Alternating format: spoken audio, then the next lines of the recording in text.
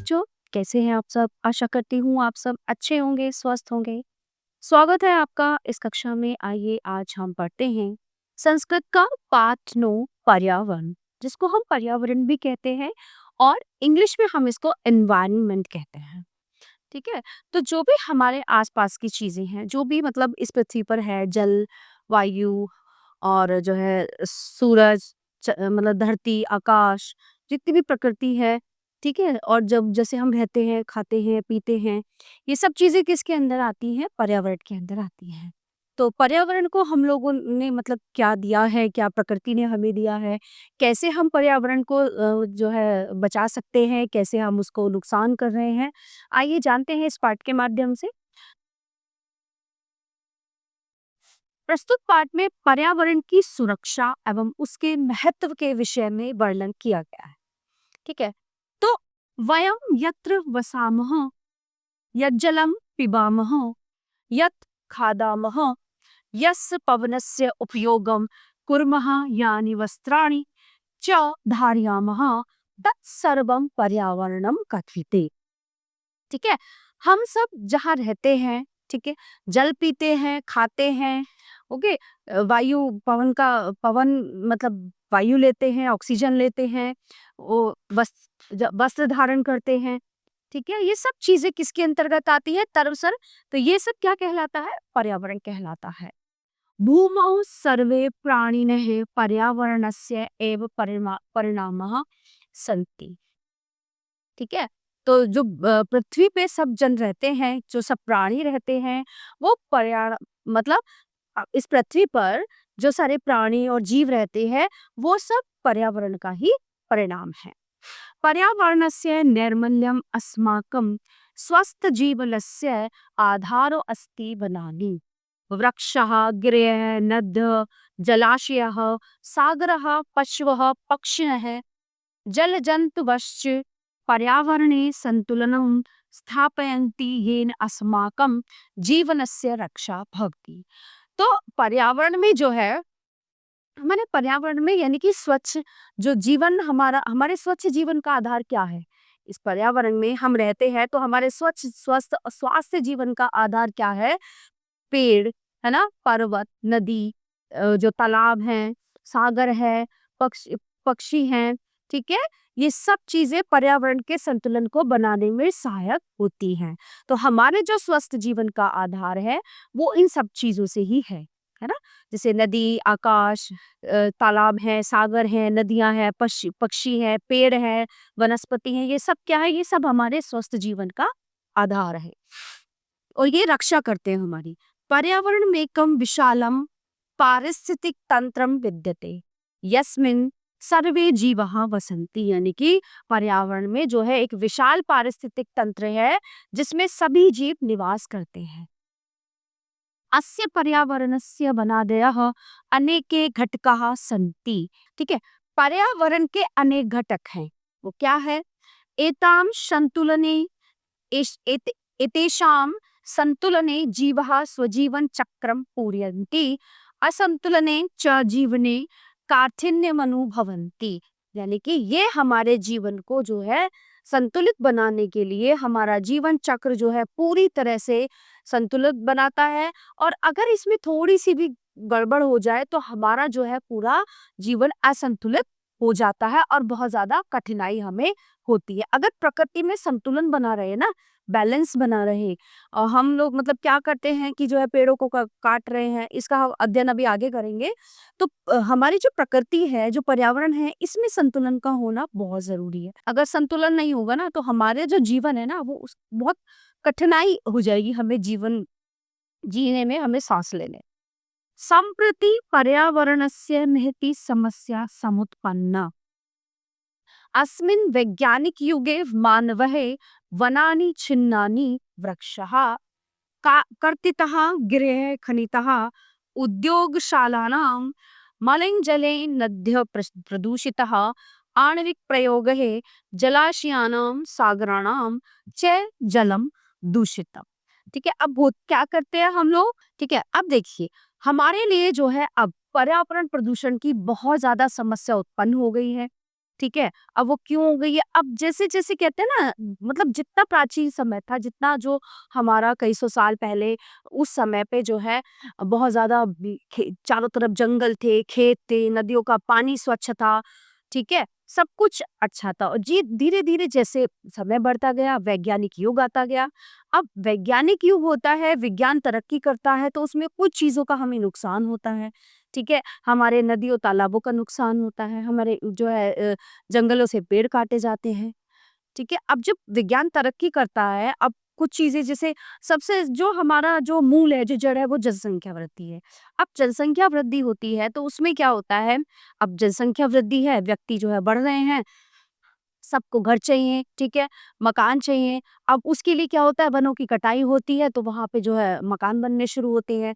फिर उसके बाद उनको रोज़गार चाहिए। अब रोज़गार के लिए जगह-जगह जो है फैक्ट्रियाँ होती हैं, फैक्ट्री, कारखाने ये सब चीज़ें होती हैं, ठीक है? एक नुकसान। अब ये दूसरा नुकसान हमारे लिए होता है, जो इनका धुआँ होता है, वो वायु प्रदूषण फैलाता है और जो इनसे निकलने वाली गंदगी होती है, वो हमारे नदी तालाबों को अस्वच्छ करती है, गंदा करती है, ठीक है?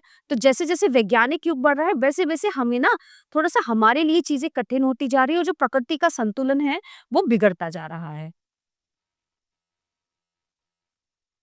वनानां नाशत सिंह, व्याघ्र, भल्लूक, मृगादयः, वन्य पशवः अपि न्यूनः। अब वनों के नष्ट होने से, जंगलों के नष्ट होने से क्या हो रहा है कि जो है शेर, भालू, बाघ, हिरन और अन्य जो जीव जंतु हैं वो कम होते जा रहे हैं क्योंकि ये चीजें जंगलों में ही तो रहती हैं। अब जनसंख्या बढ़ने से होता क्या है, पर पेड़ों के कटने से जंगल कम हो रहे हैं, खत्म हो रहे हैं, तो ये चीजें भी खत्म होती जा रही है। ये कोई घरों में तो रहते नहीं है, है ना सड़कों पे घूमते हैं।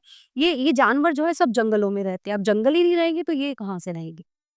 वृक्ष वृक्षाणाम कर्तनेन तत्र पक्षिणः न कूजन्ति। अब वृक्षों के लगातार कटान से जो है पक्षियों ने चहचहाना बंद कर दिया है। आपने देखा होगा शहरों में बहुत कम पक्षी दिखाई देते हैं, गाँव में तो फिर भी चलो होते हैं क्योंकि वहाँ पे खेत, बाग बहुत चीजें होती हैं।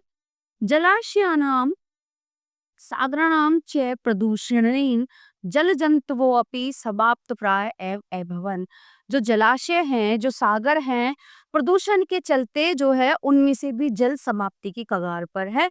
जल मतलब समाप्ति मतलब जल तो बहुत है हमारी पृथ्वी पर, लेकिन पीने योग्य जो जल है, बाकी खारा पानी है, नमक का पानी है, दूषित पानी है, लेकिन जो पीने योग्य अच्छा साफ जल है, उसकी मात्रा बहुत कम होती जा रही है। क्षेत्रेषु रासायनिक पदार्थानां प्रयोगेन अन्यान्यपि हानिकाराणि जातानि।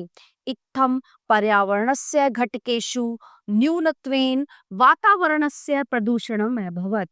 अब होता क्या है, देखिए, अब जो किसान लोग हैं, जो खेती करते हैं, उनका जीवन यापन होता है कृषि से, खेतों से, ठीक है? वो कृषि करते हैं, अब फसलें उगाते हैं तरह-तरह की। अब होता क्या है, फसलों में जो है कभी-कभार फसल अच्छी हो जाती है, कभी-कभार उसमें कीट लग जाते हैं, कीड़े लग जाते हैं। अब उन कीड़ों को मारने के लिए या फसल को, सब्जियों को, फलों को और अच्छा मतलब पका हुआ अच्छा बड़ा दिखाने के लिए उसमें कीटनाशक डालते हैं। अब कीटनाशक डालने से क्या होता है, जो हमारी ज़मीन है, जो हमारा खेत है, वो उपजाऊ नहीं हो पाता और दूसरा जो फसल होती है, उसमें कीटनाशक इतना अत्यधिक उसका छिड़काव हो जाता है कि वो हमारे लिए भी हानिकारक है कहीं न कहीं, ठीक है? सब्जियों में, फलों में हम उन्हें उबालेंगे नहीं, ठीक से साफ नहीं करेंगे, तो वो हमारे लिए भी उपयोगी नहीं है, हमारे लिए भी बहुत कष्टदायक है, ठीक है? बीमारियाँ हो जाती हैं तरह-तरह की। तो खेतों में कीटनाशक के प्रयोग से भी जो है, ये बहुत ही हानिकारक है हमारे लिए और ये पर्यावरण के घटक हैं जो हमारा वातावरण प्रदूषण को बढ़ा रहे हैं। ये पर्यावरण के घटक है। औद्योगिक संस्थानां दूषितं जलं धूमश्च परिवेशं दूषयति। ये बहुविद्या विधाः रोगः जायन्ते। तो जो औद्योगिक हैं, जो उद्योग लगे हुए हैं, कल कारखाने लगे हुए हैं, उनके धुएं से वायु प्रदूषण होता है, जो बहुत सारे रोगों को जन्म देता है। वाहनानां तेलधूमः पवनं दूषयति, येन हृदयरोगः उत्पद्यते। अद्यत्वे भारतसर्वकारः पर्यावरणस्य शुद्धतायै प्रयतते। सा गङ्गा दीनां जलशोधनं कारयति। अस्मभिरपि अस्माभिरपि पर्यावरणं शोधयितुं यथासंभवं प्रयासः कर्तव्य है। अब जो वाहन चलते हैं सड़कों पे, है ना, वो प्राकृतिक तेल उनमें खर्च हो रहा है। तो जो सड़कों पे वाहन चलते हैं उनसे जो धुआं उठता है वो भी हमारे लिए बहुत हानिकारक है। ठीक है, हमारे स्वास्थ्य के लिए उससे क्या होता है, हृदय के रोग हो रहे हैं, लोगों को हार्ट अटैक होते हैं, हृदय रोग उत्पन्न होते हैं, व्यक्ति जो है मृत्यु के निकट पहुंच जाता है। ओके, तो अब भारत सरकार जो है पर्यावरण को शुद्ध करने के लिए बहुत से प्रयास कर रही है। लेकिन सरकार के प्रयास करने से क्या होगा, उसमें हमारा योगदान भी बहुत ज्यादा आवश्यक है, बहुत ज्यादा जरूरी है। तो हम भी सरकार के साथ साथ उसमें योगदान देंगे तो ही तो पर्यावरण प्रदूषण से मुक्त होंगे। ठीक है, अब उन्होंने सरकार ने जो है गंगा को शुद्ध करने के लिए जो नमामि गंगे जो प्रोजेक्ट शुरू किया है गंगा को शुद्ध करने के लिए कि गंदगी ना फैलाएं, वो सरकार के द्वारा चलाया गया है। लेकिन गंदगी तो व्यक्ति फैला रहा है, तो ध्यान तो हमें रखना है ना, जो आम व्यक्ति जो इंसान है उसको ध्यान रखना है। ठीक है, अब हमारे जो पर्यावरण है उसको शुद्ध रखने के लिए सरकार पूरे प्रयास कर रही है, जिसमें हमें उनका सहयोग करना चाहिए। रोपणीयाः स्मरणीयाः नदीषु मलिनानि द्रव्याणि न प्रवहनी यानी कि मतलब याद रहे कि नदियों में जो है ना प्रदूषित पदार्थ ना फैलाएं या उनमें बहाएं। बहुत से लोग क्या करते हैं, घर में पूजा पाठ होती है, हवन होते हैं, मूर्तियां होती हैं, है ना, आते जाते लोग मतलब कि पाप ना चढ़े हमें। अब हम क्या कर रहे हैं, चलो ठीक है वो चीजें नष्ट हो चुकी हैं, हम उनको गंगा में प्रवाह करके फिर भी तो पाप का भागीदार बन रहे हैं ना। लोग सोचते हैं कि अरे ये पूजा का सामान है, ये है, मैं इधर उधर रख दूंगा या ऐसे कर दूंगा तो मुझे पाप से मुक्ति मिल जाएगी गंगा में वाला। लेकिन आप गंगा को प्रदूषित कर रहे हैं, आप गंगा माँ को प्रदूषित कर रहे हैं, तो वो भी तो एक तरह से आप अपने ऊपर पाप ही चढ़ा रहे हैं ना। तो हो सके तो कहीं पर गड्ढा खोद के उन चीजों को वहां पे दबा दिया जाए, फेंकने और बहाने से तो अच्छा है। तो इससे क्या होता है, नदियों का जल दूषित होता है। यातायात वाहनेषु प्राकृतिक तैलानां प्रयोगः अल्पाद अल्पतरः करणीय। तो जो यातायात के वाहन हैं उसमें जो प्राकृतिक तेल हमारा खर्च हो रहा है उसका प्रयोग हमें कुछ कम कर देना चाहिए। ठीक है, अगर हम वो हमारे हाथ में है, जैसे हमें थोड़ी दूर जाना है हम पैदल जा सकते हैं, कुछ दूर जाना है हम साइकिल से जा सकते हैं, बहुत जरूरी है और हमें अगर काफी दूर ही जाना है तो ही हम वाहन का प्रयोग करें। लेकिन होता क्या है, थोड़ी दूर चलने के लिए ये आजकल जो है मोटरसाइकिल गाड़ी और ये चीजें लोगों को चाहिए। तो जितना हो सके अगर हम पास के काम जो है पैदल कर सकते हैं तो हमें करने चाहिए। भूमि संरक्षणस्य विधेय कृषिकार्येषु अन्येषु च कार्येषु प्रयोग कर्तव्याः। अस्माकं पूर्वजः धार्मिक दृष्ट्या उद्यानानि आरोपयन्ति स्म, येन अनावृष्टेः प्रकोपो नाभवत्, शुद्धः पवनः अपि लभ्यते स्म। सम्प्रति अस्माभिरपि उद्यानानि आरोपणीयानि यानी पर्यावरण रक्षणाय वयम सावधानः भवेम। तो अब इसमें क्या बता रहे हैं कि चलिए अब भूमि संरक्षण विधेयक यानी कि भू संरक्षण, भू यानी हमारी जो भूमि है जो खेत है उसके संरक्षण के जो है कैसे हम उसको संरक्षित कर सकते हैं वो चीजें हमें सोचनी चाहिए और वो कार्य हमें करने चाहिए। तो हमारे जो पूर्वज थे, जो हमारे बड़े बुजुर्ग थे, वो क्या करते थे, ज्यादा से ज्यादातर बाग बगीचे लगाते थे, है ना, बड़े बड़े आम के पेड़, बड़े बड़े पीपल के पेड़, बरगद के पेड़, तो उन जो है बगीचे लगाते थे इन चीजों के। और इनसे क्या होता था, हमारी जो है वायु शुद्ध होती थी, सूखा और अकाल की जो है स्थिति से हम बचते थे, है ना। तो उन्होंने ये हमारे लिए किया तभी तो हमें आगे इस जनरेशन में जो है सुविधाएं मिली। तो हमें भी जो है अपने पूर्वजों की तरह ही बाग बगीचे लगाने चाहिए, जितने हो सके हमें पेड़ लगाने चाहिए, है ना, उन्हें नष्ट नहीं करना चाहिए। और कम से कम जो है हमें जो है तेल का प्रयोग करना चाहिए, ईंधन का प्रयोग करना चाहिए। तो मतलब जितना हमसे हो सकता है, जितना हम चीज़ों को अवॉइड कर सकते हैं, जहाँ तक हो सकता है, पॉसिबल हो सकता है, वहाँ तक हमें करना चाहिए। तो ये इस पार्ट में समझाया गया है कि अपने पर्यावरण को बचाना हमारे खुद के हाथ में है, हर मनुष्य के हाथ में है। इसमें ना तो भगवान कुछ कर सकते और ना ही सरकार कुछ कर सकती है। और सरकार को भी हम सहयोग करेंगे तभी ये पर्यावरण बच सकता है। तो आपका और हमारा सबका कर्तव्य है अपने पर्यावरण की रक्षा करना। प्यारे बच्चों, ये पार्ट के पे समाप्त होता है।